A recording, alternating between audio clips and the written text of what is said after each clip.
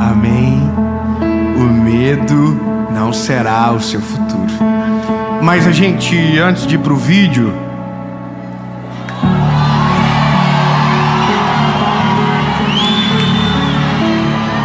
ô gente, sério, vou pedir pra você que tá aí agora, na sua casa, sentadinho, top, aí, curte o vídeo. Quando você curte o vídeo, o YouTube fala: nossa, vídeo bom, hein? E manda pra mais gente. Curte o vídeo, comenta, compartilha. Ó, se inscreve no canal, é bem rapidinho. Se inscreve, ativa o sininho, porque toda segunda-feira, sem falhar, há 5 anos, tem uma palavra de Jesus pra você aqui nesse canal. E por falar em palavra de Jesus, vamos pra ela.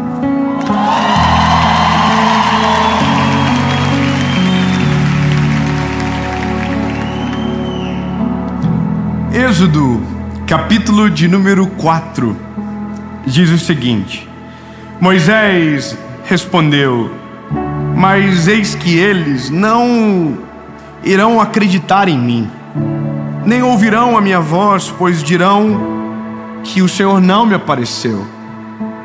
Então o Senhor disse: o que há em tua mão? E ele disse: uma vara. E o Senhor disse: lança na terra. E ele lançou na terra, e se tornou uma serpente. Doideira, né? Aqui eu já desistia. Que o Senhor, muito obrigado, eu estou me retirando. Irmão, eu tive um sonho hoje no avião com uma cobra, de barriga cheia. Fica tranquilo, não é nada espiritual não. Irmão, eu dei uma cotovelada no rapaz que trabalha comigo, porque a cobra encostou aqui. Quando a cobra encostou aqui, irmão, tinha um membro da minha equipe encostando no mesmo lugar. Ele acordou com uma cotovelada, irmão. Eu só falei: agradece a Deus que não foi na cara, irmão. Agradece a Deus, que podia ter sido pior. Bom, Moisés está vendo um cajado se transformar numa serpente. Que Deus estava mostrando para ele: eu sou poderoso, estou contigo. Aí o Senhor continuou dizendo para ele: estende a sua mão e toca pela cauda. E ele estendeu a mão, pegou e se transformou em um cajado, para que eles creiam que te apareceu o Senhor dos seus pais, o Deus de Abraão, o Deus de Isaac, o Deus de Jacó. Bom, Deus dá mais algumas provas. Manda ele colocar a mão no peito, sai, está leprosa. Coloca a mão de novo, sai, está curada. Só que aí a Bíblia vai dizer que Moisés oferece mais um problema. E disse Moisés ao Senhor: ô meu Senhor, eu sou gago. Nem até agora, nem desde que o Senhor falou ao teu servo, mas eu sou lento de fala. Sabe, está acontecendo algo aqui. Deus está levantando o libertador da história que lemos. Deus encontrou num homem chamado Moisés, que ele havia preparado para aquilo, a função daquele que libertaria o povo da escravidão do Egito. Só que quando Deus chama esse homem, ele encontra um homem medroso, um homem com problemas existenciais. A primeira coisa que ele diz é: eles não vão acreditar em mim. E quando Deus faz ele entender que ele está com ele, a Bíblia diz que ele diz outro problema. Ele diz: mas eu sou gago, e não dá nem para eu brincar com isso agora, irmão, porque o mundo tá chato demais.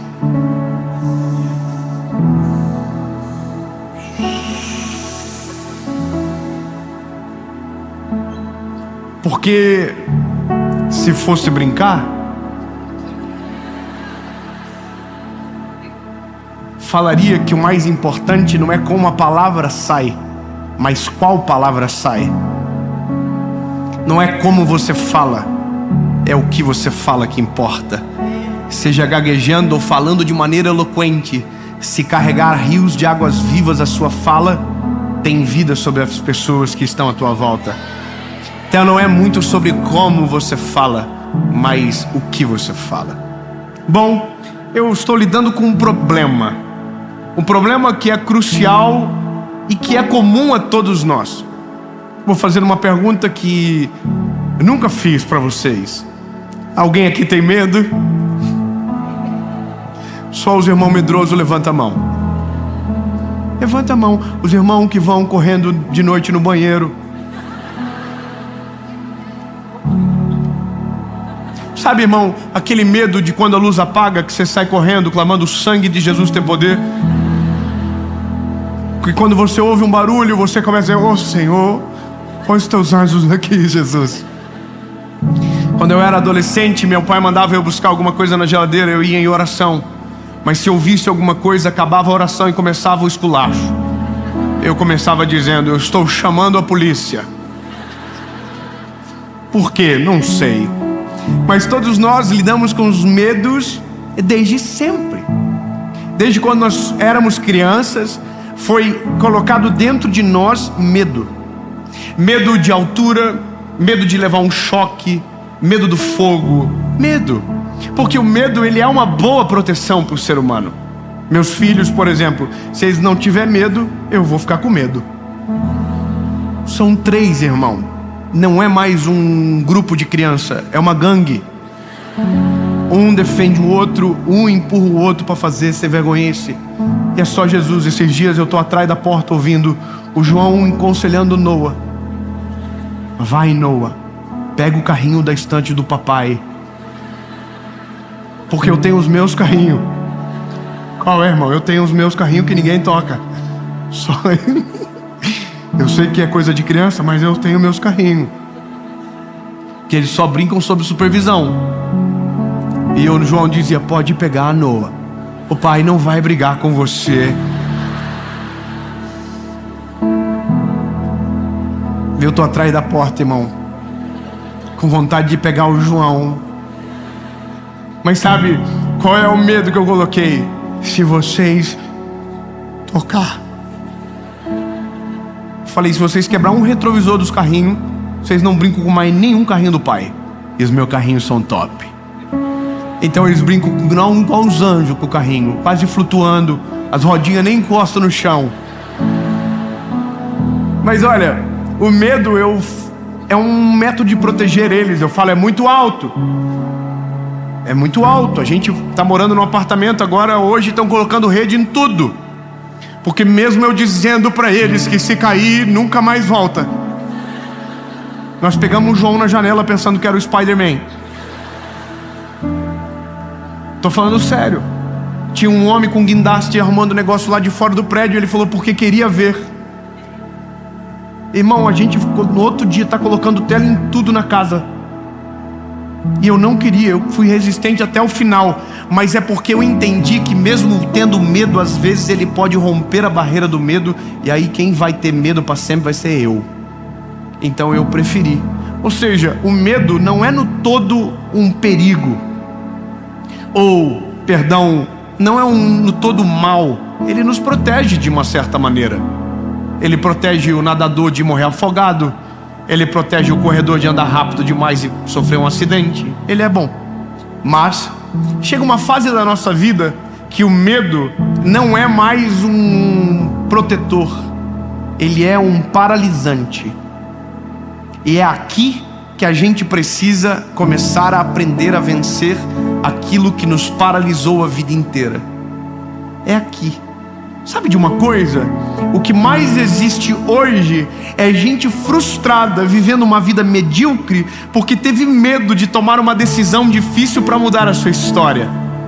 O que mais tem hoje é gente extremamente infeliz, porque quando tinha que tomar a decisão chave que ia mudar a sua história, ia lhe cobrar um preço alto, ia ter um custo, não teve coragem de tomar uma decisão, de abrir mão de algo, de fazer alguma coisa diferente, de ousar, de se jogar, de crer na promessa, de crer na palavra. Então, porque não foi, porque não teve, não viveu até então aquilo que Deus tem. Eu vou te falar uma coisa, tem coisas que a gente morre de medo e que quando a gente enfrenta, a gente se arrepende do tempo que não viveu aquilo. Eu vou dar um exemplo muito infantil para poder entrar propriamente na palavra. O meu filho João, ele está com 5 anos para poder ir numa montanha russa, para bater 1,10 m, certo? Ele esperou 5 anos. Todas as vezes que nós íamos num parque, ele dizia: papai, o dia que eu tiver altura eu vou. Falei: top, tu vai. Mas a minha esposa carrega um trauma do tal do minhocão. Só quem é pobre riu, porque o rico vai pra Disney, ele não sabe o que é minhocão. Irmão, o minhocão é a montanha-russa do pobre. Aquele que tem aquela cara de abelha assim, ó, muito louca, e que faz assim, ó, que tu quase morre em baixa velocidade. Minha esposa foi num parque daquele bandido, quase morreu do coração, traumatizou. Depois de velhinha, ela vai amar ouvir isso, foi perder o trauma, porque nós quase enfiamos ela dentro da montanha-russa. E aí eu descobri um negócio com a minha esposa. Começou com ela. Um dia nós estávamos num parque de diversões e eu falei: pois hoje tu vai entrar na montanha-russa. Ela falou: mas eu tenho medo do minhocão. Falei: meu amor, você vai. Se você não entrar, você nunca vai saber quão bom esse negócio é. E ela falou: sério? Você me ajuda? Shhh. Irmão, botei a bichinha na montanha-russa. E quando a montanha-russa disparou, ela falou assim: tu me para! Só que quando fez a primeira descida, ela falou assim: muito obrigado. Irmão, ela saiu daquela montanha-russa e foi em todas. Porque a gente só tem medo de algo até o dia que a gente enfrenta e vence. A gente só é paralisado pelo medo até o dia que a gente olha de frente e diz: pode vir, vem em mim que eu tô. Vocês estão ouvindo o que, irmão? Tem que dar uma olhada aí nesses... Vem em mim que eu estou preparado, tá vendo? Agora, aí o João, irmão, bateu os 5 anos, fomos pro parque. Chegamos no parque, ele: papai, eu não quero ir. Oh meu Deus, ó céu, ó vida. Falei: pois tu vai, porque eu paguei para tu entrar no parque. Quando tu não pagava, tudo bem, mas agora, filho, tu vai entrar na montanha-russa. Irmão, ele entrou, sentou na montanha-russa, a Paula filmando ele: eu vou morrer, e chorando, e dramático. E quando o negócio subia, ele não olhava pra mim. Eu falava: olha, abre o olho. Ele: cala a boca, pai. Eu falei: eita. Shhh. Irmão, quando o negócio desceu, esse garoto ficou numa felicidade. Resumindo, foi em todas as montanhas russas que ele podia ir. Sabe, eu aprendi algo: tudo na vida é difícil até o dia que alguém enfrenta. Tudo na vida parece ser impossível até um dia que alguém, fazendo com coragem, torna possível. Um dia alguém deve ter olhado aquelas ondas gigantes lá de Portugal e dizendo: não tem como surfar aqui. Em qualquer lugar do mundo dá, mas aqui não dá. Pois um homem falou assim: pois dá sim. E ele entrou. E agora tem um campeonato de ondas gigantes. Todo mundo dizia: não dá para andar 300 km por hora. Aí o Ayrton Senna falou: nós anda na chuva. E foi o maior campeão. Na vida não é diferente. Tudo é muito difícil até que alguém prove o contrário. Só que a gente só vive quando enfrenta o medo. É só o começo dessa palavra. Porque agora a gente tem que trazer o Moisés à tona. O Moisés, Deus chamou ele: Moisés, tem uma missão para você. Uau. Qual é a missão, Senhor? Você vai ser o libertador do povo de Israel. O que eu tenho que fazer? Falar com o faraó. Sabe, tem coisas que o começo é lindo, mas a execução é atribulada. E aí, no começo a gente vibra, do meio pro fim a gente para e desiste. O Moisés falou assim: faraó não. Faraó não. Eles primeiro não vão nem acreditar que eu falei com o Senhor. Aí Deus começa a mostrar para ele a vara, joga no chão, pega a vara, transforma, entendeu? Coloca a mão no peito, tira a mão do peito. E aí Deus está dizendo algo para nós que somos medrosos. Ai, lindo. Eu tenho tanta esperança que muita coisa que está paralisada na sua vida vai andar a partir de hoje. Sabe, eu tenho tanta esperança que você que está assistindo essa mensagem vai dar um salto na sua vida para viver o plano perfeito de Deus sobre você, de coisas que estavam engavetadas por conta do medo há tanto tempo. A primeira coisa que você precisa saber e ter certeza, que não importa se é difícil, não importa que pareça impossível, se Ele está com você, você pode ter certeza que vai dar certo. Se Ele está com você, o poder dele é contigo. Não há obstáculos, não há impossíveis que possam paralisar você.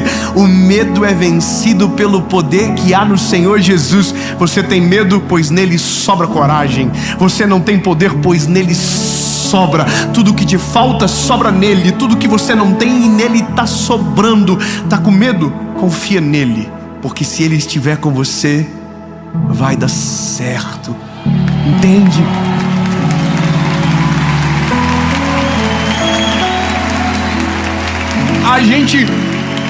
A gente anima, mas eu fico imaginando a carinha do Moisés assim. Poxa vida, né? Então o senhor tá aqui mesmo, né? O senhor é bom, hein? Mas tem um outro problema que talvez o senhor não percebeu. Irmão, se a gente é o Senhor, irmão, é claro que a gente ia falar: Moisés, cala a boca, que tu já tá me irritando faz hora. Ele diz: eu sou gago. E aí Deus dá uma outra solução. Lindo. Para todo problema que a gente levanta, Deus tem 3, 4, 5, 6 soluções. Nenhum problema que a gente apresenta para Ele faz Ele olhar assim e dizer: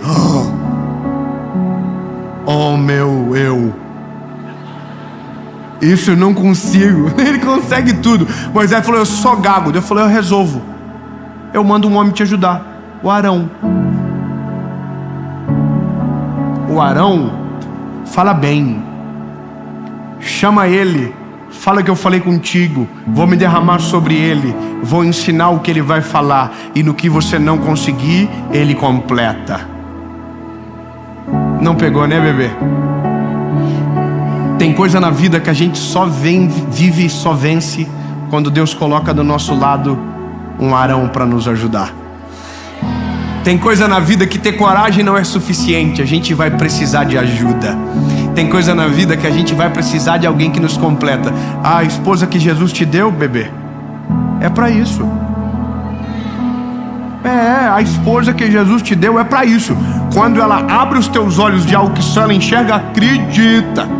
Você é tonto, você não consegue ver, mas ela viu. Eu falo isso por experiência própria. Minha esposa, irmão, todas as vezes que ela disse não vai e eu fui, me lasquei. Toda vez que ela falou piriguete, eu falei não é, me lasquei. E era, irmão. Hoje quando ela fala, eu falo: sim senhora, com certeza, claro, hora vou bloquear já. E hoje nem eu que bloqueei, ela que bloqueia. Sabe por quê? Porque o que me falta sobra nela. Só que tem uma coisa: o que falta nela também sobra. É assim que Deus faz as coisas. A amizade é da mesma forma. O que te falta precisa sobrar no outro, e o que sobra no outro às vezes é exatamente o que falta em você. Deus está dando uma palavra para Moisés: Moisés, as pessoas vão olhar para você e vão ter a certeza que eu serei contigo. Mas quando você olhar para Arão, você vai ter a certeza que eu estou cuidando de você.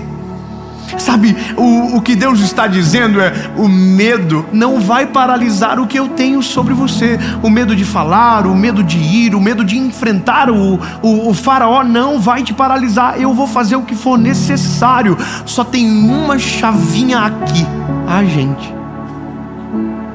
É a gente que tem que, sabe, ter a coragem de entender e aceitar a palavra de Deus sobre nós. É a gente. A minha vida não é fruto de decisões pacíficas. Eu quero explicar melhor isso para você. A minha vida, ela é fruto de decisões radicais. decisões que no dia que eu tomei não faziam sentido algum, mas o Senhor falou: pode fazer, que eu estou junto. Sabe, e eu confesso para você, no dia não deu vontade de tomar decisão. Fala, deixa quieto, deixa para lá, deixa. E é isso que o medo mais faz. O medo paralisa a gente de viver o que Deus tem para nós. Sabe, é o medo que paralisa as nossas histórias, é o medo que paralisa você de ter filhos, é o medo que paralisa você de ter um casamento saudável, é o medo que faz você paralisar de não viver uma transição de carreira maravilhosa. É o medo que te paralisa, não é a ausência de Deus, é o teu medo que te paralisa. Quando o teu medo governa as tuas decisões, você sempre vai ser alvo daquilo que a prisão criou-se dentro de você. O medo é uma prisão invisível na alma. É o medo que diz não vai dar certo, é o medo que diz não vai, não toma decisão, para. E aí a voz do Senhor está dizendo: vai, bebê, bora, coragem, levanta. E aí é você que decide, a voz que vence. Irmão, o Moisés podia ter dito: eu não vou, e acabou. É assim na nossa vida. Tem gente que vive 20 anos, 30 anos, 40 anos morrendo de medo, para um dia descobrir, quando entrar na montanha-russa da história, para dizer: caraca, por que eu não fiz antes? Por que eu não fiz isso aqui antes? Por que eu não entrei de cabeça logo? Se eu tivesse experimentado, eu não estaria até agora no lugar que eu estou. É exatamente isso, meu lindo. Quanto antes você acordar, quanto antes você vencer o medo que te domina, melhor. O medo precisa ser enfrentado. Medo só se vence quando você bate de frente com ele e passa por cima dele. Do que você tem medo? Pois levante a cabeça, sacode a poeira, coloca Deus no coração, coloca a coragem do Senhor na tua mente e vai para cima. Não importe com o que vai acontecer. Se existe uma palavra, a palavra te sustenta no caminho, mas você só vai viver se vencer o medo. Seja forte e corajoso.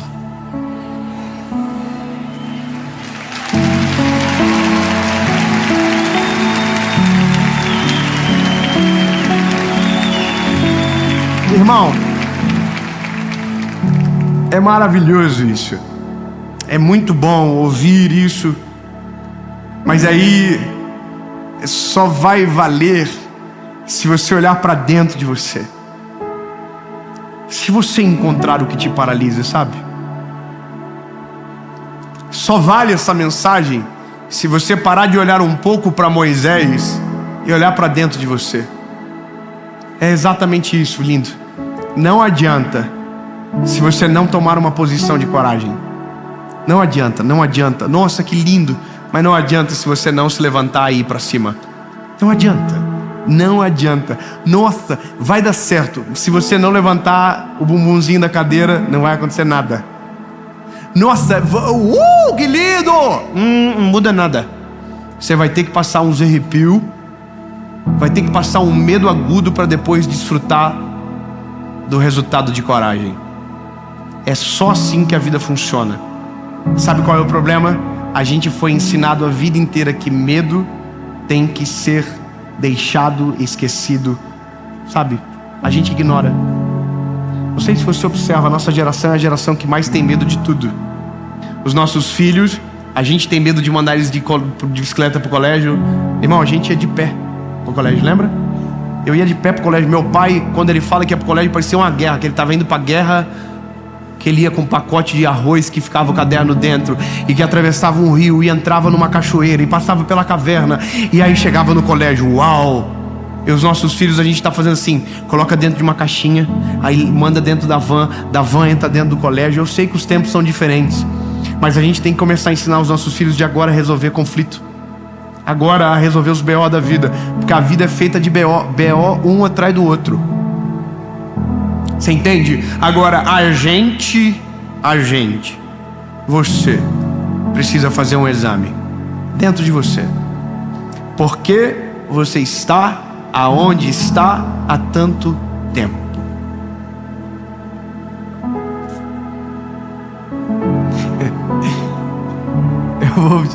Eu vou de novo. Por que você está aonde está há tanto tempo? Se a tua resposta for medo de dar um próximo passo, medo de ousar, medo de arriscar, medo de sair da inércia, medo de, tomar postura de coragem e ir para cima. Eu quero dizer, enquanto o medo for o teu senhor, a sua história será a mesma para sempre. Ponto, não tem o que fazer. Agora, quando você tira o medo da posição de senhorio da sua vida, coloca Deus no centro de tudo, o jogo muda. Porque aquilo que você morria de medo, Deus te dá coragem para enfrentar. Aquilo que te paralisava, Deus te dá coragem para caminhar por cima. Aquilo que te bloqueava, Deus tira como se fosse nada de dentro de você. E quando você menos esperar, você não vai estar aonde esteve durante tanto tempo. Você vai estar no centro da vontade de Deus. E eu vou dizer o que você vai dizer nesse dia: porque eu não vim para cá antes.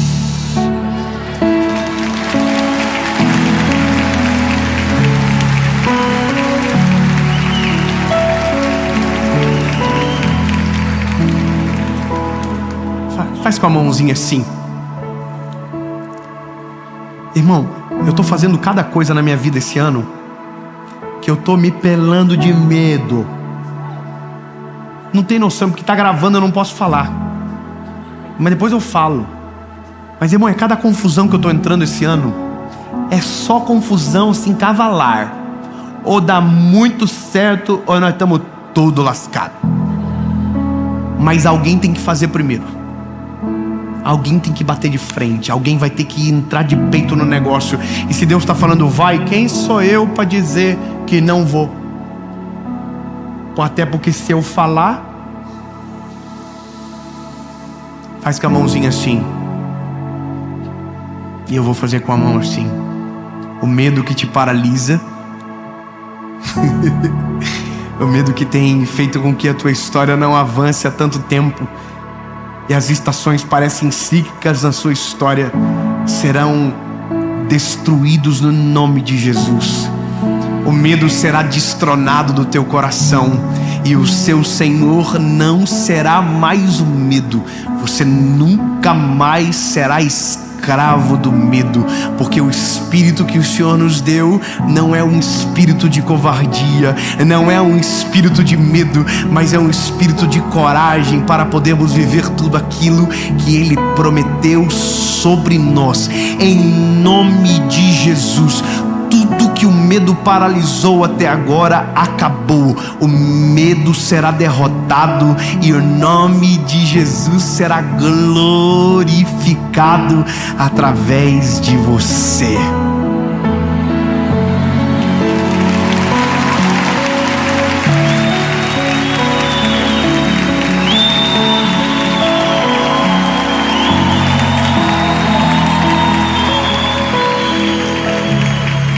Eu sei que você ama fazer isso. Fala pro irmãozinho do lado. Fala assim, larga a mão de ser medroso.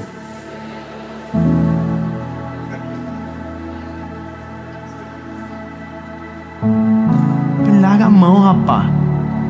Toma coragem. Deus te chamou. Deus te empoderou.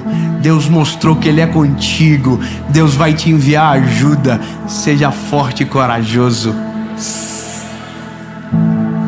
Jesus, eu te amo, Paizinho. Tu és maravilhoso, Jesus. Tudo aquilo que nos paralisa, quando o Senhor entra, é destronado. Todos os medos que criamos, todas as barreiras que colocamos contra a Tua vontade são destruídas no nome de Jesus, Pai. Jesus, que sejamos como Moisés. Não importa que nos falte o talento, não importa, Jesus, que não falamos tão bem como o outro. Se o Senhor está dando a missão para a gente entrar, a gente vai entrar de cabeça. Não importa, Jesus, se o Senhor é conosco, não importa. Jesus, nos ajuda a vencer o medo, nos ajuda a tirar isso de dentro de nós, coisas que nos paralisam, que nos amedrontam, que nos afastam da Tua presença, que nos impedem de viver uma família extraordinária, uma vida incrível. Jesus, por favor, A gente não quer isso não, Senhor. A gente quer a Tua vontade. E se for necessário, a gente vai colocar o pé sem ver o chão. A gente vai entrar de cabeça, Jesus. Se a Tua voz estiver no meio da tempestade, a gente vai sair do barco. Em nome de Jesus. Amém.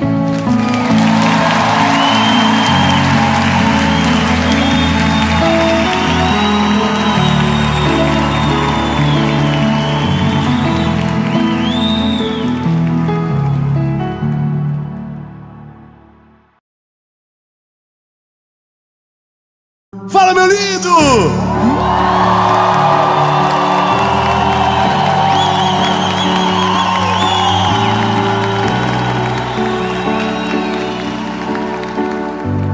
Essa é a última mensagem da série Sabedoria.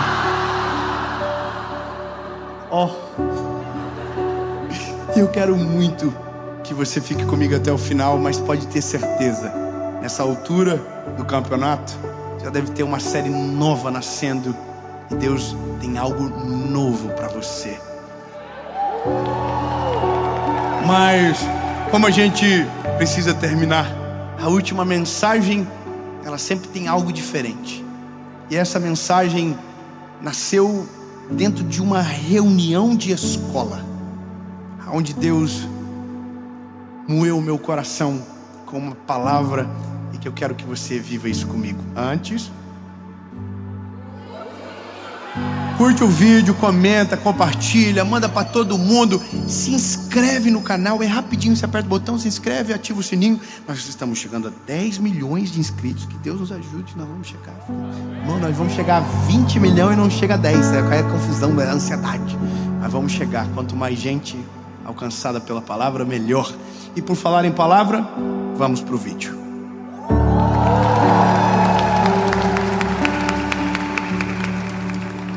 Atos, capítulo 3. Pedro e João estavam subindo juntos ao templo na hora da oração. Estava sendo carregado um homem coxo desde o ventre de sua mãe, o qual diariamente colocava-se à porta do templo, chamada Formosa, para pedir esmolas aos que passavam. Interessante falar sobre paciência usando um milagre, mas você vai entender. Eu não sei qual é a melhor forma de começar de verdade. Se eu conto o milagre ou conto o porquê falar sobre esse milagre quando se trata de paciência. Talvez seja interessante ou melhor a gente falar como nasceu. Não. Será? Bom, não sei você, mas paciência é uma coisa difícil. É um pouco extinta da nossa geração, porque a gente foi perdendo à medida que o mundo ficou tudo muito rápido. Internet e tudo isso que você já sabe, que deixou a gente muito acelerado. Áudio, 2 vezes. 5 minutos ouve em 2,5. Isso é uma bênção de Deus. E a gente aprendeu a fazer o nosso cérebro ouvir em 2 vezes. E se inventarem 4, a gente vai dar conta. Porque a gente está sem paciência, não é verdade? O problema é que a ausência de paciência faz a gente tomar decisões e agir de um jeito que, de uma certa forma, tira o amor da receita. A ausência de paciência me faz colocar uma velocidade no outro que às vezes nem eu estou apto ainda. Mas olha, vamos pela palavra que é melhor. Atos 3 conta uma história, que é a história de Pedro e João, que acabaram de viver o maior fenômeno do Novo Testamento.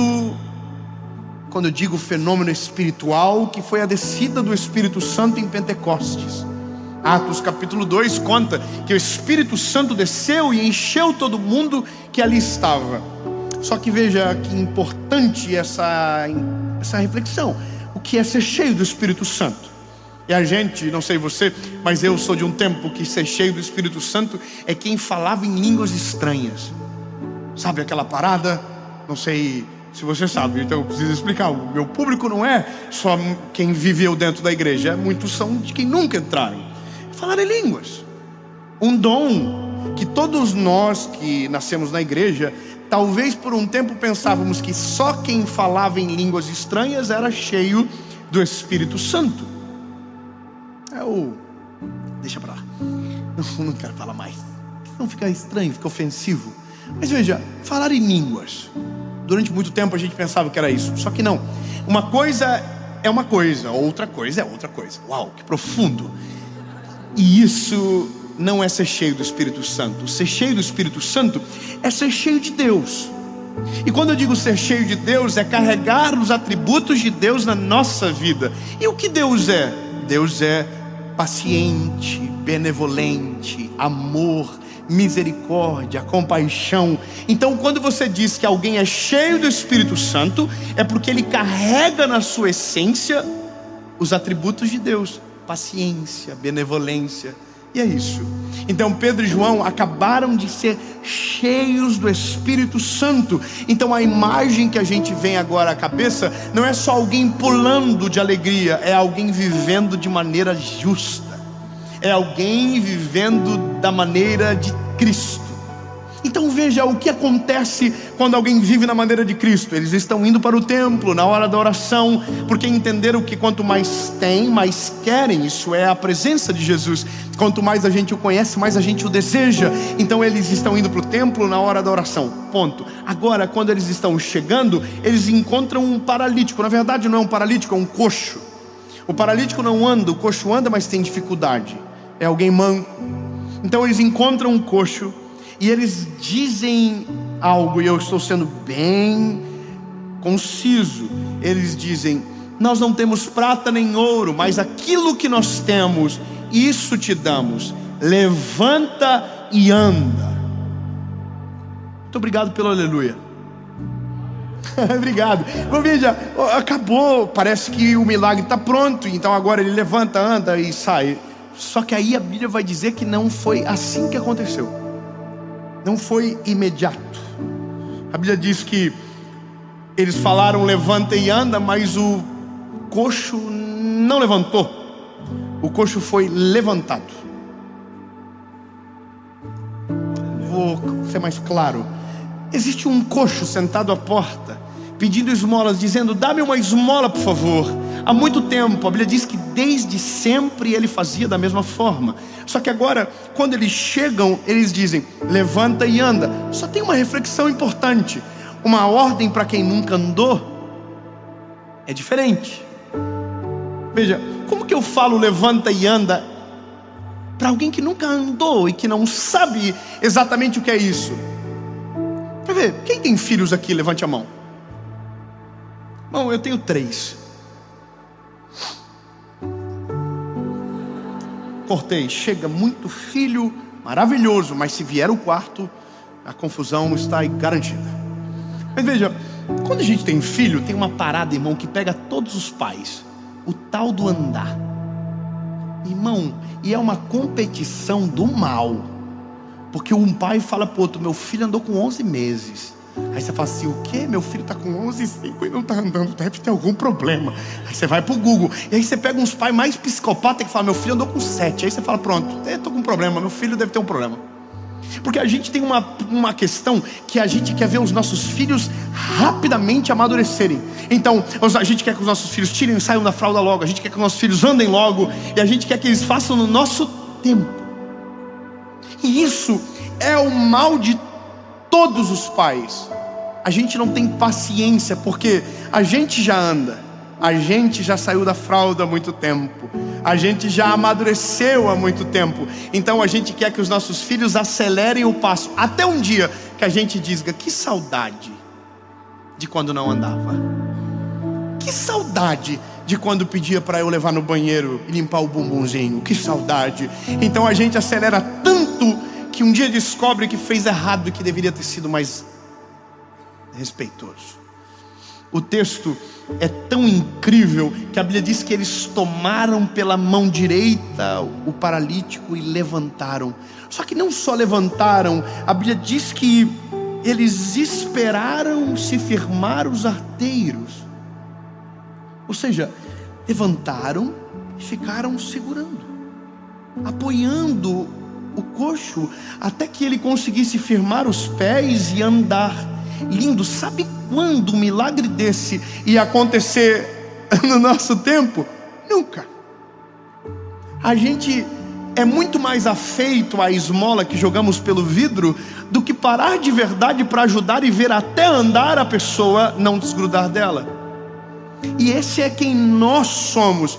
E aqui mora o detalhe: ou somos cheios do Espírito Santo e transbordamos do amor, da paciência, da benevolência do Eterno, ou somos somente seres humanos que não temos paciência com ninguém e assim somos com nós mesmos também. Isso é a gente. Se não tivermos o Espírito Santo, não temos paciência, nos falta misericórdia. Pelo contrário, a gente sempre tem uma palavra de juízo sobre o outro. A gente se sente superior, a gente fala mal, a gente reclama, a gente amaldiçoa, a gente não tem paciência com os outros. E aí, lindo, eu vou te dizer por que nasceu isso no meu coração. Eu e a minha esposa fomos chamados para ir no colégio do meu filho. E minha mãe viveu isso a vida toda comigo. Cansei de só vem com acompanhado dos pais. Nossa, irmão, eu fui isso com 17 anos. Estava profissional já. Estava no ensino médio, um marmanjo. Minha mãe sentada na secretaria e eu entrando com cara de glúteo na sala para pedir perdão para a professora. Aí eu fui pela primeira vez para uma reunião sobre um dos meus filhos. Sentei na reunião. Na verdade, começou um dia antes da reunião.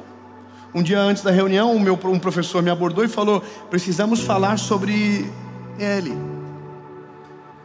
E aí ele falou: vamos marcar uma reunião. Eu, como não tenho paciência, falei: me fala agora, me dá um release, me fala, por favor, alguma coisa, senão eu vou morrer, eu não vou conseguir nem dormir.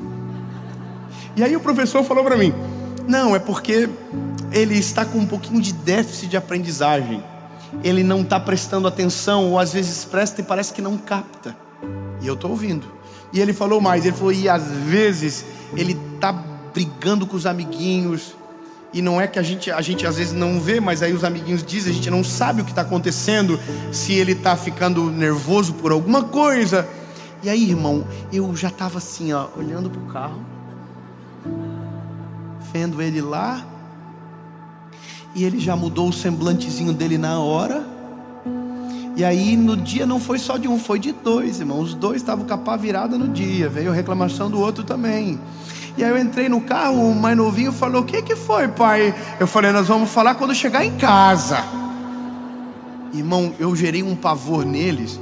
Então a gente chegou em casa, eu já chamei o pequenininho e falei: seguinte, aconteceu isso. E falei: você está de castigo. Tirei tudo que não era para tirar naquele dia, já tirei também. E aí chamei o outro mais velho e falei: isso, aquilo. Tirei o iPad, ninguém vai ter mais tela agora durante o dia. Acabou o desenho, acabou tudo. Irmão, e aí fui para a reunião no outro dia. Não tinha nem conseguido a reunião não. E aí eu cheguei na reunião, e aí tinha uma mulher muito preparada, que começou a contar o que estava acontecendo. E aí, irmão, eu estava assim, ó, preciso falar o que eu fiz. Mas daí eu pensei: não vou falar o que eu fiz, vou falar o que eu vou fazer. Pegou? Aí, irmão, ela contou tudo, eu falei: eu sei o que eu vou fazer. E aí comecei a falar o que eu fiz, dizendo que ia fazer, entendeu? E aí, irmão, ela só fez assim, ó: não faz isso não.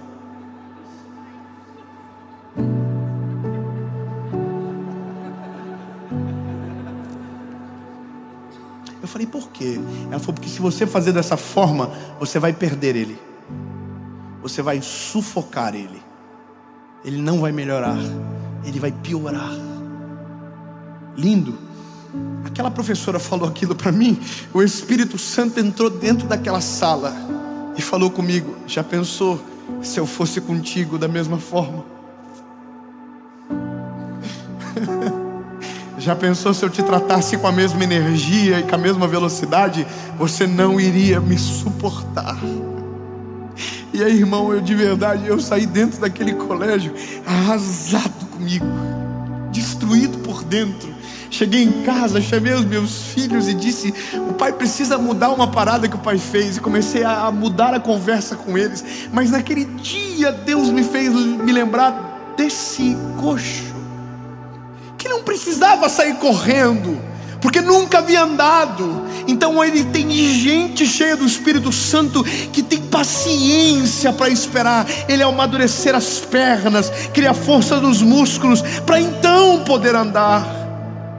E glória a Deus, que Deus não é da mesma maneira que a gente. Deus é o único que conhece todas as nossas falhas, todos os nossos pecados, todos os nossos segredos, todos, e mesmo assim escolheu nos amar. Da mesma maneira, sabendo tudo, nos amou de maneira inteira e completa. E não só amou com palavras, mas entregou o Filho na cruz do Calvário para salvar eu e você. E isso é o verdadeiro amor. Paciente porque sabe esperar a hora certa de chegar, benevolente porque perdoa, apaga passado, misericordioso porque a gente não merece, mesmo assim faz. Já pensou se Deus fosse comigo e com você da mesma velocidade que nós somos com os outros? Não estaríamos aqui. E aí eu entrei numa crise na minha vida com Deus e comecei a me lembrar de quem eu sou e o que já fiz. Me lembrei de tanta coisa e comecei a imaginar, se eu fosse o Deus dos céus, o castigo que eu estaria não teria saído até hoje. Eu já teria desistido de mim há bastante tempo, porque eu sei quem eu sou.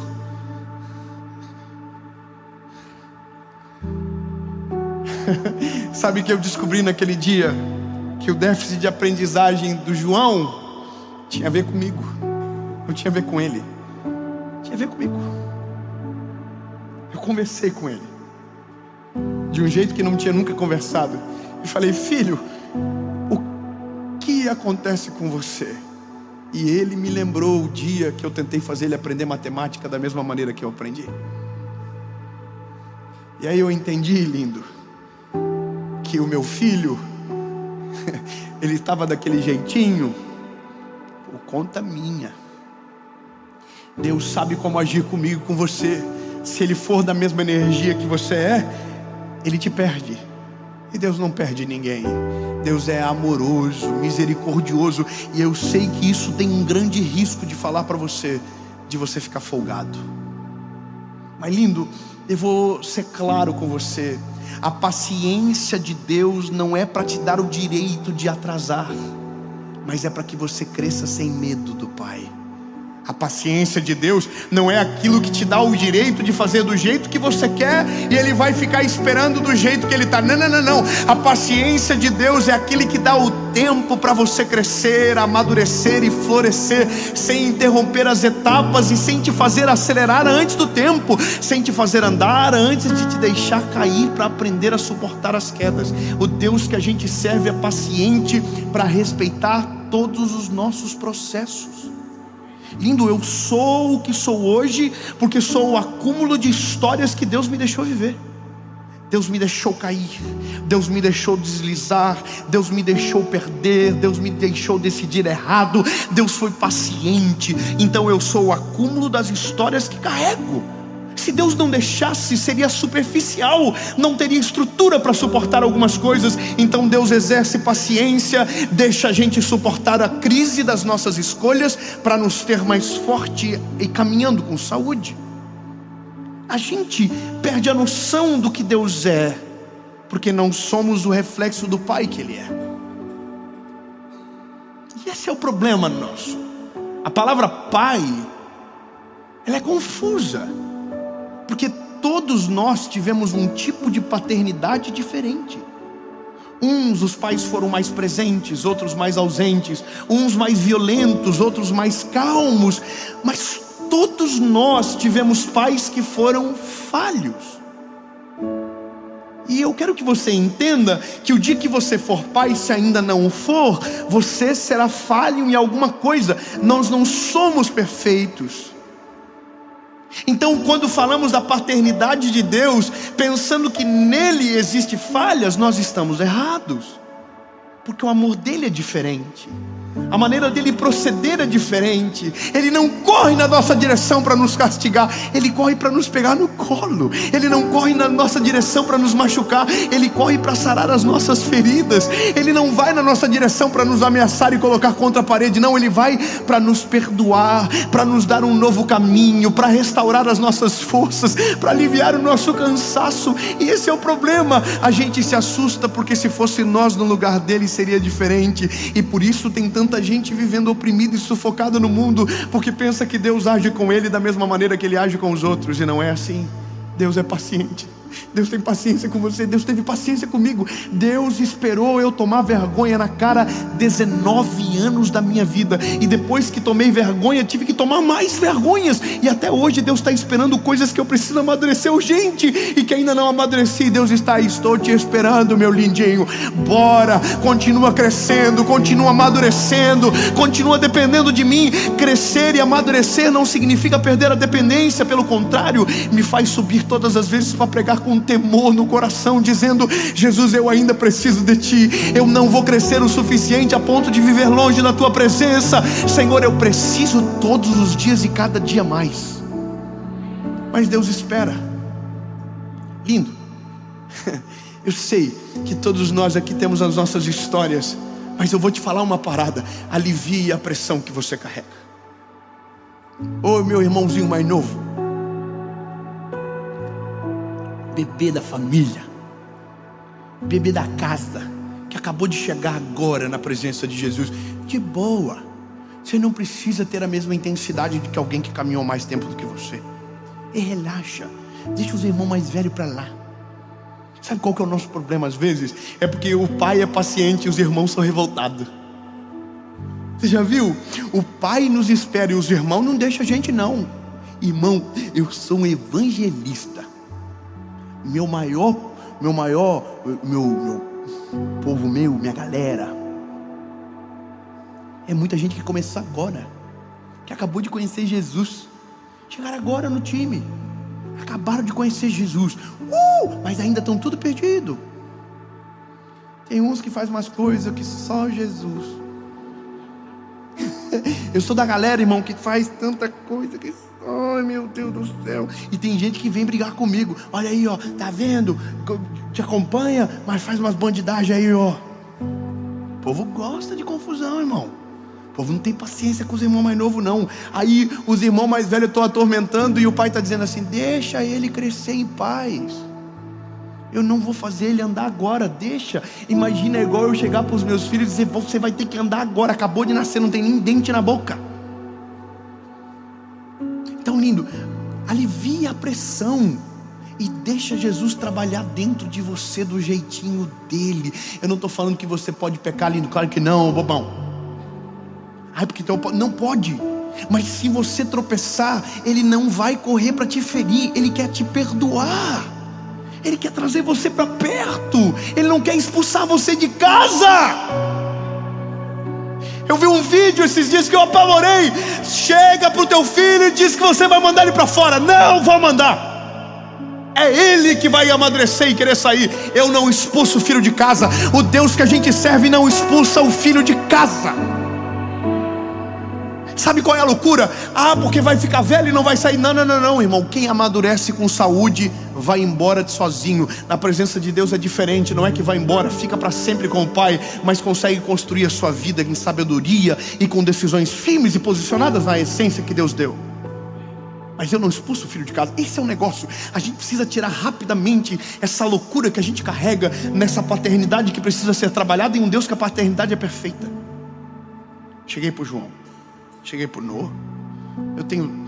Irmão, quando você tem filho, não sei se você tem, eu tenho 3. Um é diferente do outro. Um é um jeitinho diferente do outro. Se eu for pesado com um, é diferente. Eu não sei nem explicar, irmão, porque a gente, quando é pai, engole tudo aquilo que a gente falou dos outros. É incrível. Ai, meu filho não vai chorar, coitado de você. Ai, meu filho não vai fazer pedido, coitado. Oh, coitado. Tudo que a gente fala do filho dos outros, irmão, a gente vai engolir em seco. Confia. Hashtag confia. E aí, um dia você descobre que cada filho tem o seu tempo, que cada um cresce de um jeito. Lindo. Você é igual e Deus é perfeito para saber disso tudo. Meu lindo, talvez você está casado com uma mulher, ou minha linda, você casou com um homem que acabou de conhecer Jesus. Não exija dele a mesma velocidade de amadurecimento seu. Ô irmão, não seja o irmão mais velho de alguém que fica atormentando a vida do outro. Deixa ele crescer com maturidade e sabedoria. Deixa ele crescer com calma. Não tente expor ele a perigo antes da hora. Não tente colocá-lo à prova antes do tempo. Deixa ele crescer em paz. Sabe, eu preciso falar isso para o mundo ouvir. Pare de ser chato. Você não foi autorizado para mandar no teu irmão. Quem manda é o pai, ele é o dono da casa. Eu não deixo o João educar o Noah, é eu que vou educar ele. Deus não quer que você fique forçando a barra com os irmãos mais novos. Irmão, o maior problema da igreja do nosso tempo é quando o irmão mais velho tenta educar o irmão mais novo sem a permissão do pai. Para logo. Deixa Deus completar a obra. Deixa Deus, você andou com 11 meses, talvez ele ande com 1 ano e 1. Talvez você andou com 7, ele vai andar com 11. O problema é dele, Deus é o pai dele, assim como é o teu. Respeite o tempo. Você falou com 2, ele vai falar com 3, e daí? Eu conheço um dos maiores cantores do Brasil, falou com 4 anos. 4 anos de idade foi a primeira palavra. Hoje é um dos maiores cantores da nossa nação. Deixa o tempo de cada um ser respeitado. Paciência. Por isso que eu sou apaixonado pelo Senhor Jesus, porque quando eu olho para o amor dele, eu me encontro, tenho paz e segurança para permanecer no caminho. Ele não me oprimiu, ele não me sufocou, ele me salvou, ele me amou, ele me libertou, ele mudou a minha história, ele me fez sentir amado, e por isso eu sou apaixonado pela vida e pelo amor do meu Senhor Jesus. Então, lindo, eu não estou falando que você tem que correr na mesma velocidade que eu só quero que você saiba, ouça o teu pai. Ouça ele. A melhor coisa da vida é quando a gente ouve ele. Bem melhor. Ouça ele. Lindo, fica tranquilo. O Senhor vai fazer algo lindo na tua vida. Ei, relaxa.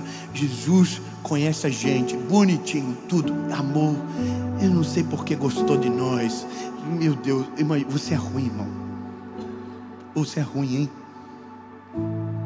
Você é ruim. Eu, sangue de Jesus. Se você fosse se contratar, você não se contratava. Eu jamais, irmão, eu sei o problema que eu sou. Jesus não só chamou nós, mostrou amor dando a vida do Filho na cruz. Então, a gente tem que aprender logo. Ele está dando tempo, ele consegue esperar, mas não esperando você na libertinagem, mas no desejo de amadurecer. Tem gente que pensa que a graça é o direito de pecar. Não, irmão. A graça é o poder de ser perdoado. Olha que poderoso. O Senhor nos dá a chance de sermos renovados. Chamei o João, falei: filho, desculpa o pai. O pai quer te pedir perdão, porque o pai, quando tinha a tua idade, teve o mesmo problema. Aí ele falou para mim: o pai? Eu falei: aham. E os filhos? O pai foi igual a você. Sabe por que Jesus veio para o mundo e morreu na cruz no nosso lugar e viveu a nossa vida? Para que um dia pudesse olhar para a gente: eu sei o que vocês passam, mas tem de bom ânimo, eu venci o mundo, e se eu venci, vocês também vão vencer.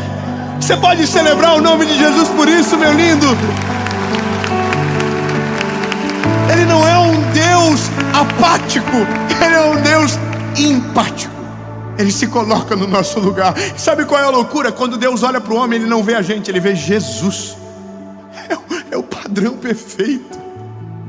Como não amar esse evangelho? Como não amar? Como não olhar com misericórdia para o meu irmão mais novo, sabendo que já passei o que ele passou? E é isso que o evangelho faz. O evangelho traz para dentro de mim a natureza de Deus. O Pedro e o João estão esperando o coxo levantar. Estão com o ombro debaixo dele. Aí a Bíblia diz que quando os arteiros se firmaram, ele foi para o templo junto com o Pedro e com o João. Só que a Bíblia diz que ele entrou saltando e pulando. Quando respeitamos as etapas, o resultado é sólido e duradouro. Quem tenta fazer o que não foi feito para fazer antes do tempo cai e às vezes nunca mais volta a andar. E é isso. O João está aprendendo a contar, está aprendendo a ler, está aprendendo as palavras. A gente vai tomar banho juntos. Eu falo: filho, escreve o nome do pai no box. Daí ele começa: é assim, pai? Fala: é assim. Segue, tá escrevendo. E aí quando ele termina, a gente faz uma festa.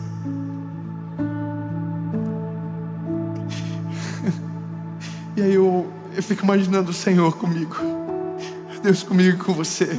A gente está caído, está vivendo distante dele, e aí a gente volta e diz: me dá chance, me dá chance. Deus diz: eu dou, claro, vamos. E aí você volta, o que acontece? Com uma festa. Aí você acerta um dia, ele diz: é o meu filho. É isso que é o amor do Evangelho, é o amor de Jesus por mim e você. É meu filho. Acertou um dia, acertou outro dia, acertou de novo. Aquele ponto não volta mais. Ele já decorou e aprendeu de verdade. Jesus é assim com a gente, Jesus é assim com você. Então, bebê, tem uma ótima notícia: aproveite a paciência para ser perdoado. Aproveite a paciência para ser amado. Aproveite a paciência para amadurecer com saúde e de maneira sustentável. Aproveite a paciência para decidir. E eu tenho uma pergunta, e dessa maneira termino a série. Você que nunca entregou a sua vida para Jesus, Ele teve paciência para te esperar até agora. Chegou a hora, meu lindo. Ah, mas eu acredito em tudo. Então esse é o problema. Quando você conhece Jesus, você descobre: não precisa de mais nada. Entregue o seu coraçãozinho para Ele. Foi embora, desistiu, o paizinho te trouxe de volta. Então volta para Ele. Volta para casa, bebê. Você não foi feito para viver longe da presença do Pai. Não é sobre a casa, é sobre o Pai que é o dono da casa. Volte para Ele. 2 perguntas e uma resposta, e é você que decide. Tenho que mudar muito? Não. Ele tem paciência para te receber do jeitinho que você é, e tem poder para mudar tudo que em você é. Poder, amor para te transformar de dentro para fora. Mas só você que decide. Porque o convite está pronto. Eu estou à porta e bato.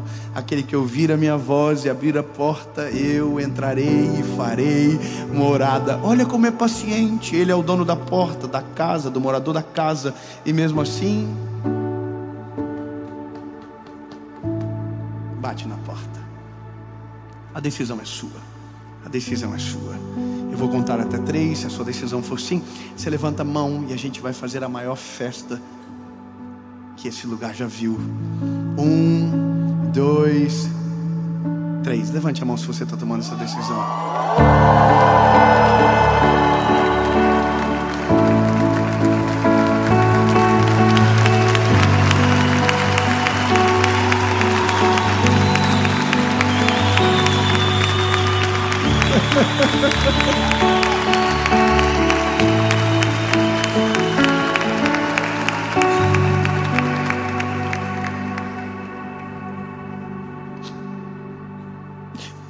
Por que tantas mãos se levantam?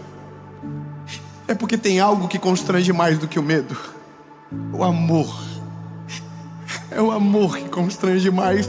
Nada é mais poderoso do que o amor. O amor vence o medo, lança fora, transforma, muda o homem, constrange a ponto de nos fazer melhorar sem dores. O João está melhorando sem dores, o Noah está melhorando sem dores, e eu só tive as dores das crises que escolhi, porque o Pai sempre quis um plano perfeito, assim como quer para você. Sua decisão é sim, sua decisão é sim. Você vai repetir comigo uma oração, palavra após palavra, e aí fechamos a série Sabedoria. Diga comigo: Senhor Jesus, eu reconheço que sou falho e pecador. Me perdoa pelos meus pecados. Apaga o meu passado. e escreve uma nova história. Eu nunca mais serei o mesmo. A partir de hoje, eu sou propriedade única e exclusiva sua, em nome de Jesus.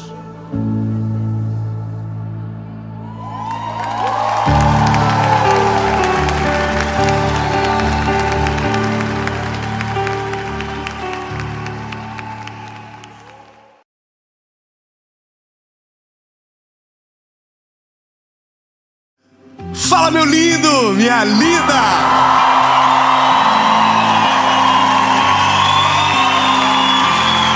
Brasil. Eu amo o Brasil, mas são...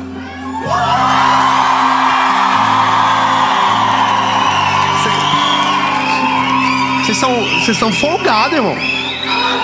Vocês ganharam meu coração. Mas vamos lá, porque senão eu me emociono e não consigo. Eu preciso fazer aquela parte de todos os vídeos.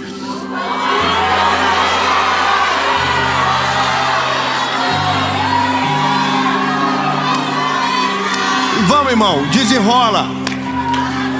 Aqui, ó. Calma. Curte o vídeo, comenta, compartilha, desenrola. Vai. Isso. Deixa abaixo.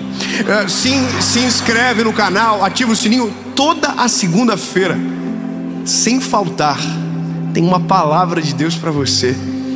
Sabe, o nosso desejo é alcançar a marca de 10 milhões de pessoas. Estamos perto e isso só é possível porque você está com a gente toda segunda-feira. Que Deus abençoe você, amém? Vamos fazer o seguinte, bebê. Vamos para o vídeo.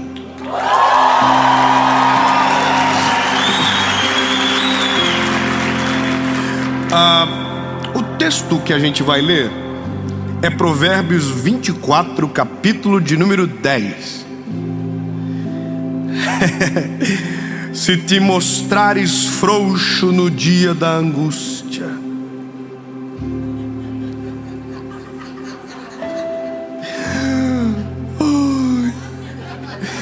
você percebe que a gente está numa geração que o povo está um pouquinho mais sensível.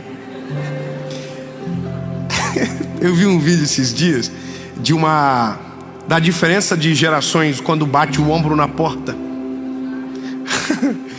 A geração de 80 bate na porta, dá-lhe um soco na porta. A geração de 90 bate o ombro, olha pro ombro, fica meio bolado, mas vai embora. A geração de 2000 chama o SAMU. Nós estamos já na outra geração, né, irmão? Que é a geração que posta no Instagram uma foto deitado, passando mal, dizendo: oh meu Deus, a minha vida acabou. Mas eu quero que você entenda que se você te mostrar frouxo no dia da batalha, a tua força será pequena. Eu ouvi um vídeo esses dias, eu achei interessante, um pastor pregando uma mensagem, um trechinho curto assim de uma reflexão. E aquilo entrou na minha mente, eu fiquei com aquilo durante muito tempo. Ele falava: você já prestou atenção numa luta de boxe? Como funciona? A luta de boxe tem 2 lutadores, um de cada lado, um juiz. O juiz tem, e o pau tora. E soco na cara, e soco, e dá-lhe soco, e desvia, e soco. E aí o sino toca, pim, e não é porque acabou, é para dar uma descansadinha. Mas você já viu que o lutador não descansa? Ele fica olhando pro outro assim. E aí o corner, o treinador vem no lado dele e fala assim: ó, soca em cima, vai, dá-lhe na cara dele. E normalmente o lutador tá assim, ó. Ele tá cego, ele não ouve nada, porque ele só quer uma coisa: descer-lhe a bordoada no outro. Eu não sei você, irmão, mas quando eu assisto essa tipo de coisa, eu entro em crise, porque eu me envolvo emocionalmente. Eu oro pelo lutador. Eu sinto a dor do meu coração. Oh meu Deus do céu, para que é tão forte? Então eu não posso assistir essas coisas publicamente. Uma vez eu vi aquela luta do Anderson Silva que ele quebrou a perna, irmão. Eu não dormi. Hoje, pior que hoje ele me acompanha. Eu acompanhava ele desde a época da perna dele. E eu vou falar uma coisa pra você. Eles não desistem, porque desistir não é uma opção. Eles preferem ser nocauteados pelo adversário do que jogar a toalha. E só joga a toalha porque o jogador está caído. Não é o lutador que joga a toalha, é o treinador dele que joga. Você já observou isso? Ou seja, algumas coisas na vida, se não a maioria delas, desistir não pode ser uma opção. As batalhas da nossa vida, desistir não pode ser uma opção. Como assim, Davi? É porque na vida a gente diz que tem o plano A, B, C e D. E o quiet, que é o vai embora, acabou, desiste. E eu falo para uma geração de pessoas que me mandam mensagem dizendo: eu quero tirar minha vida, eu quero desistir, eu quero acabar, eu quero ir embora. Eu vou te falar, meu lindo, entenda, não é assim que a banda toca. Eu quero te trazer pela palavra uma visão para você, que vai alterar a tua perspectiva sobre o que você vive e o que Deus ainda vai fazer na sua história. Tem vezes que todo mundo é assim, eu também sou, a gente quer desistir. Eu já passei por crise na minha vida que eu disse: eu nunca mais vou pregar, eu nunca mais vou fazer, eu vou parar de gravar vídeo, eu vou parar, eu quero ir embora, meu Deus. E aí, a gente lembra do foco? A gente perde o foco por um minutinho, olha, ai meu Deus do céu, mas peraí, o que eu tenho para fazer? Eu vou contar uma coisa que aconteceu na última série. Tinha uma moça aqui que levantou que estava em Tubarão. Você lembra? Você lembra que eu tossi a série inteira? Eu passei mal a série inteira. Os 2 dias de série eu estava completamente destruído. Eu não tive conversa com o pastor da igreja, porque eu ficava fazendo nebulização e negócio na voz. Eu entrava, ministrava a palavra, voltava para trás do palco desesperado, dizendo: Jesus, pelo amor, não deixa a minha voz acabar, sabe? Pelo amor do Senhor mesmo, não deixa. E sabe qual é a loucura? É porque havia uma explicação. Havia. Eu sei que existe um perigo de você espiritualizar tudo, mas existe um perigo tão semelhante que é não espiritualizar nada.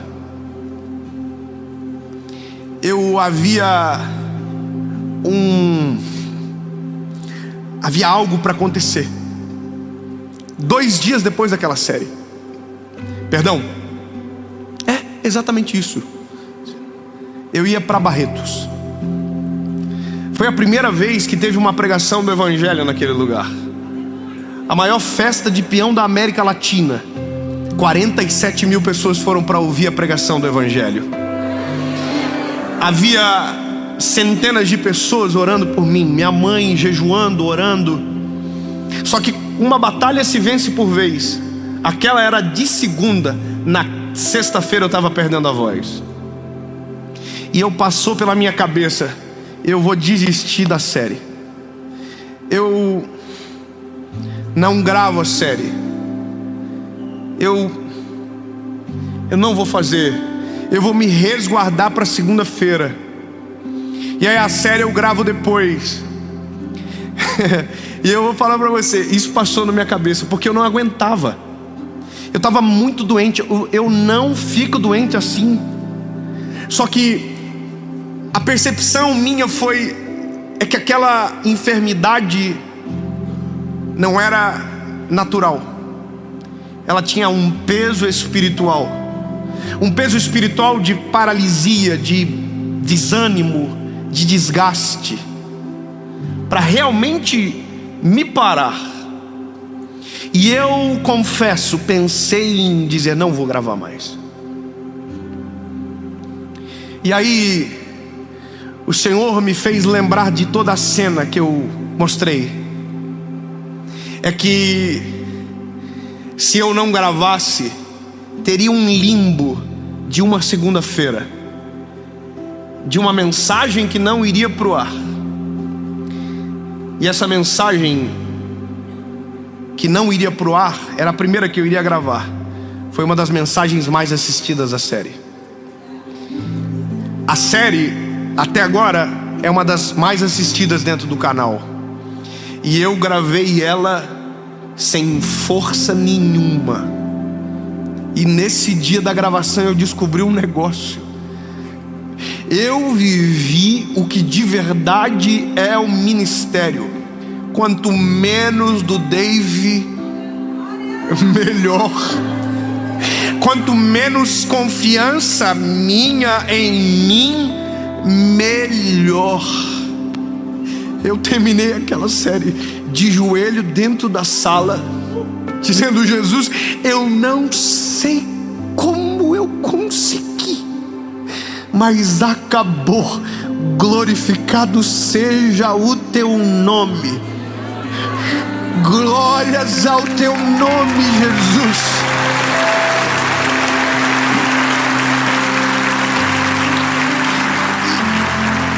E aí era domingo. E domingo eu tinha que me preparar para segunda-feira. E eu não consegui, porque eu passei o dia todo fazendo nebulização, tratamento na voz. Fui pro fonoaudiólogo e toma choque, e injeção, e antibiótico. E então chegou a segunda-feira, e mais uma vez eu queria estar no controle e eu não conseguia. Na tarde, isso vocês não sabem, ninguém sabe porque não foi falado. Na passagem do som, a equipe dos bombeiros, seguranças, os trabalhadores da festa, os peões, uma presença de Deus invadiu aquele lugar. Uma glória de Deus invadiu aquele lugar que não tinha quem não chorava. A repórter da emissora local veio me entrevistar. Ela disse: eu tô aqui há anos cobrindo essa festa e eu nunca senti o que eu tô sentindo agora. Você consegue me explicar? A voz estava fraca, mas o Espírito que governa é mais forte do que tudo. Então eu quero que você entenda que a nossa perspectiva e postura no dia da batalha determina como ela termina. Rimou. Determina como ela termina. Ou seja, se você vai entrar na batalha, se você sabe que o que Deus tem para você é grande, se você sabe que o plano de Deus é extraordinário, existe um nome para isso: postura de guerra. Sabe, é isso. Você não pode entrar com plano B, você só tem que entrar com o plano A. Como assim, David? É o que a palavra diz: se tu te mostrares frouxo no dia da batalha, a tua força será pequena. Ele está dizendo que o que eu creio sobre a batalha determina o meu desempenho nela. Como que isso muda a perspectiva? Quando eu entendo quem é o Senhor da batalha que entra na frente. Quando eu entendo que o que eu faço não é para mim, é para a glória do nome dEle. Quando eu entendo que a minha vida não é minha, pertence a Ele. Lindo, eu trabalho com gente todos os dias. Todos os dias eu recebo mensagem de alguém que quer desistir. E às vezes não é só desistir da missão, às vezes é desistir da vida mesmo. Todos os dias. Eu queria, e esse eu acho que talvez é inerente ao que eu faço, mas eu queria que todo mundo que estivesse desistindo conseguisse ver a vida do outro que está perto.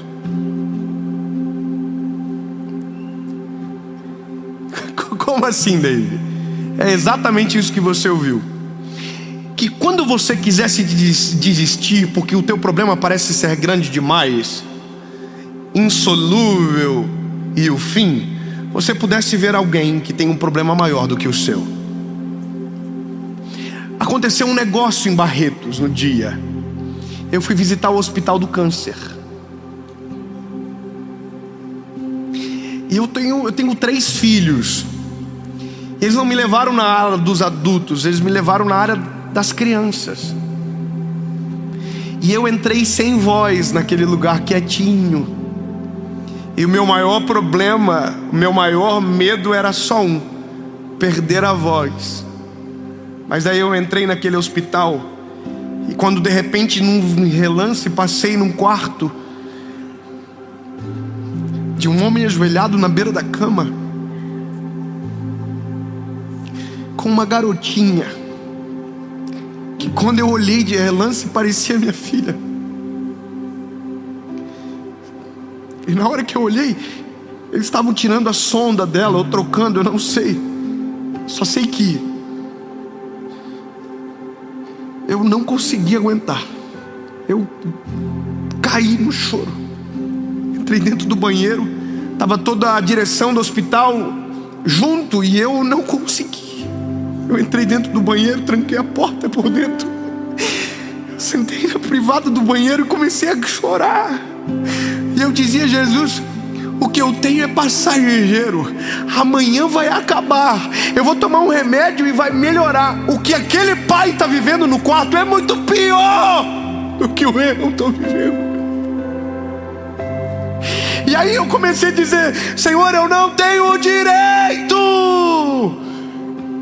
de desistir, porque sempre tem alguém, Jesus, que está numa batalha pior do que a minha. Então se eu tenho uma batalha que para mim é grande, eu posso olhar para alguma que é menor e dizer: ei bebê, estou conseguindo, batalha também. E aí o pai que tem a criança que está passando por dificuldade vai olhar para mim e vai dizer: toma vergonha na cara, rapaz. E aí o pai que perdeu o filho vai olhar para o pai que está na batalha dizendo: ei, levanta a cabeça, sacode a poeira, Deus pode fazer. Porque na vida sempre é assim, sempre terá alguém que a batalha é maior do que a sua. Portanto, meu lindo, sacode a poeira, agradece ao nome do Senhor Jesus, porque a sua batalha é pequena e Deus pode fazer algo extraordinário através de você.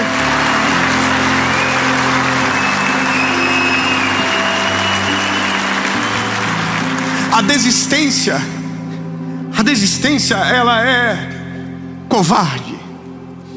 A desistência impede milagres extraordinários de acontecer. A desistência, ela não é um atraso, ela é uma perda. Porque quando você desiste, basicamente você se entrega, você se rende.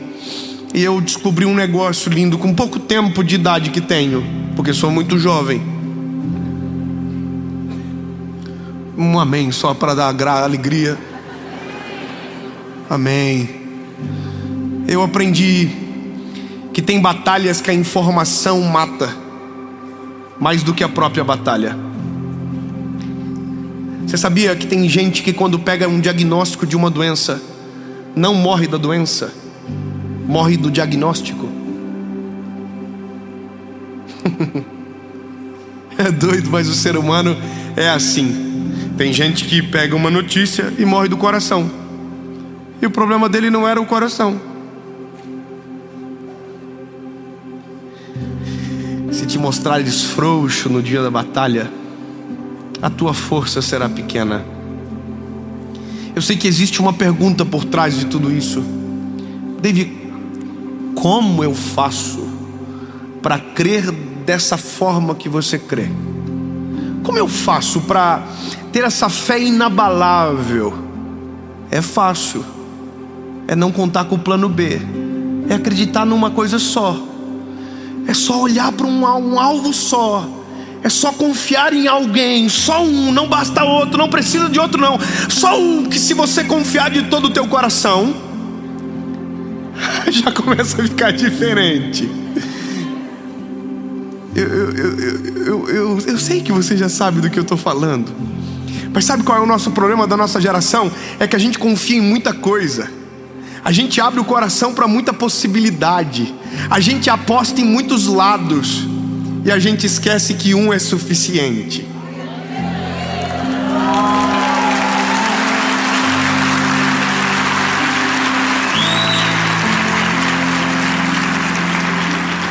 Sabe, eu respeito a fé de todo mundo. eu respeito, e a minha maior alegria de poder pregar o evangelho para todo mundo é porque eu respeito, e isso me deu o fruto de poder pregar para todos, de falar de Jesus em lugares aonde nunca teve uma pregação. Mas eu vou te falar uma coisa, lindo. Ao invés de eu dizer o que eu não acredito, ou descredibilizar a fé de alguém, eu prefiro dizer o que eu acredito e que mudou a minha vida. Como assim, Dave? É simples. Jesus é suficiente. Eu tenho um amigo. Eu sou um pouco fofoqueiro, vocês percebem. Não dá muito para ser amigo meu, que eu conto. Coitado do irmão que disse que estava com saudade, agora vai descobrir que eu não estava. Mas eu falo. Eu tenho um amigo meu que estava envolvido com coisas erradas. E aí Jesus salvou ele. Ele teve um encontro com Jesus, mas ainda estava um pé lá, outro cá. Então ele ia um pouquinho aqui, mas estava dando umas erradinhas lá. Aí um dia eu conversando com ele, ele me disse uma frase que para mim foi maravilhoso. Ele diz: Dave, quanto mais eu conheço Jesus, mais eu entendo que não preciso de mais nada. Eu falei: fala de novo. Quanto mais eu conheço Jesus, mais eu entendo que não preciso de mais nada. Quando Jesus entra, Ele absorve ou assume um lugar dentro do nosso coração. Mas tem lugares escondidos dentro da nossa alma que a gente não permite que Ele entra. Aqui mora alguma outra coisa, aqui mora outra realidade, aqui uma outra perspectiva, aqui um trauma, aqui uma visão. E Jesus está perdido nesse emaranhado dentro do nosso ser. Mas tem uma coisa que muda todo o resto. Quando você tira o que é trivial do centro e coloca aquilo que é central de verdade para dominar as tuas emoções e o teu coração. Jesus. Quando Jesus é o centro das tuas emoções, do teu coração, da tua fé, desistir nunca será uma opção. Porque se a porta estiver trancada, Ele abre. Se o mar estiver revolto, Ele acalma. E se o mar permanecer revolto, Ele anda por cima. Se o morto morrer, porque está morto, Ele ressuscita. Ele é poderoso, maravilhoso, conselheiro, Deus forte, Pai da eternidade. Se Ele é o centro, não tem impossíveis. Entende? Se Ele é o centro, não há nada que Ele não possa fazer. Portanto, se a batalha se apresenta, entenda que você não está sozinho. Desistir não é opção, Ele está junto com você. Diga você, diga: Ele está comigo. Você imagina que quando você entra numa batalha com essa sensação, ninguém consegue fazer você desistir, recuar ou tiver uma pequena sensação de derrota, porque Ele é a própria vitória. Então mesmo quando alguém diz que você perdeu, você sabe que venceu, porque o plano perfeito é dele. Você entende isso? Então só para você lembrar de uma historinha. O Davi entrou no campo de batalha contra o gigante.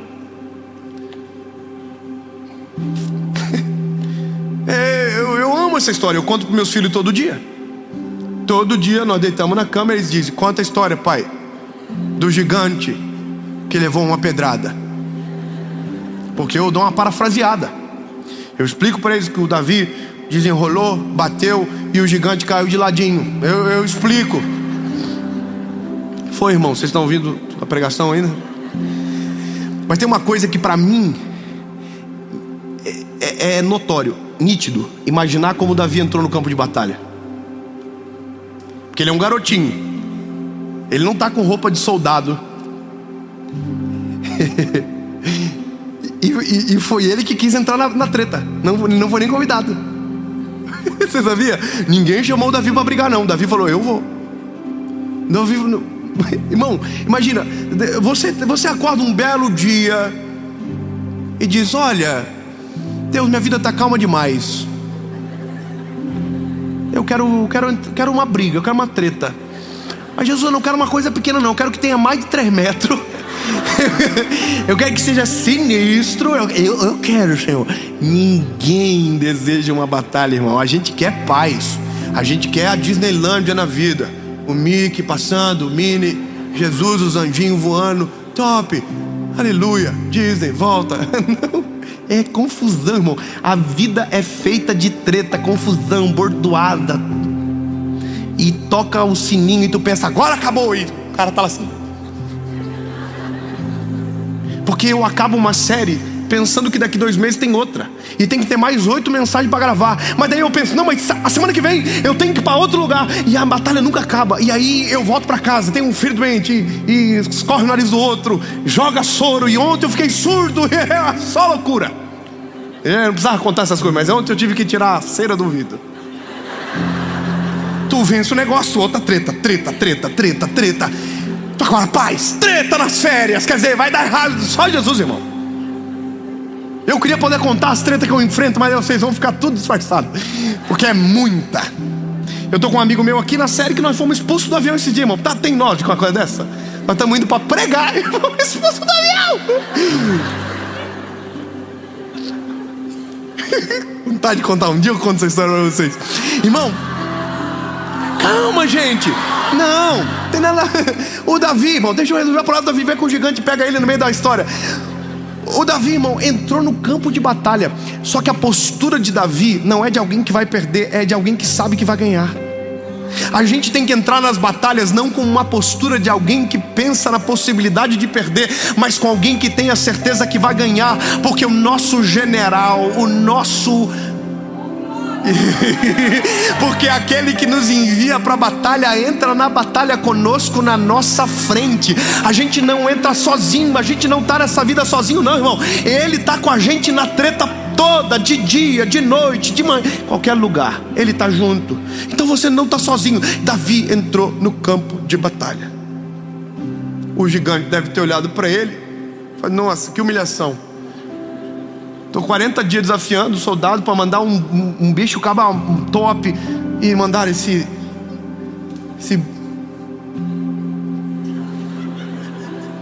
Aí o Davi está aqui, mano.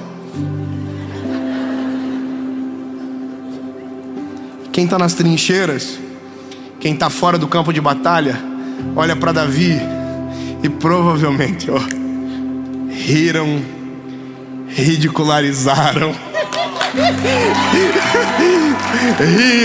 Ridicularizaram e tentaram tirar ele do jogo. Levaram ele para Saul. Coloca a roupa de soldado. Não deu conta. Minha pressão baixou. Aí Davi entra no campo de batalha. Tu vem contra mim com lança, espada e escudo, mas eu vou contra ti no nome do Senhor, Deus dos exércitos.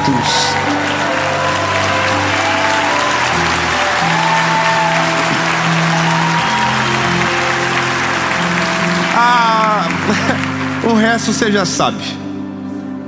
O gigante descansa no Senhor. E o Davi venceu mais uma batalha. Posso falar algo olhando nos teus olhos, lindo?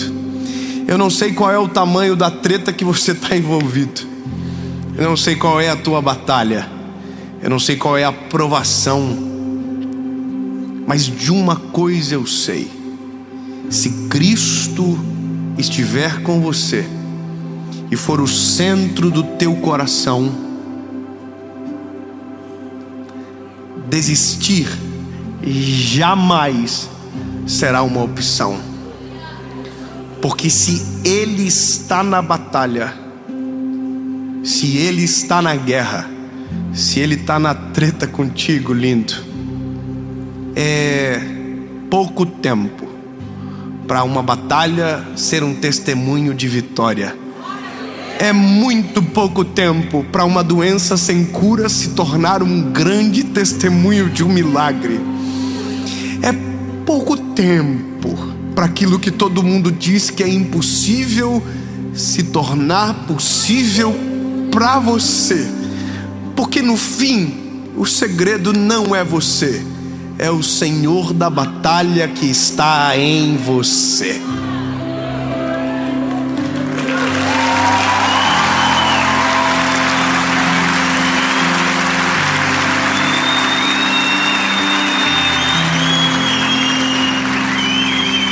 E quando vier a vontade de desistir, lembra, os que confiam no Senhor são como os montes de Sião, que não se abalam, mas permanecem para sempre. Elevo os meus olhos para os montes, de onde me virá o socorro? O meu socorro vem do Senhor, que fez os céus e a terra.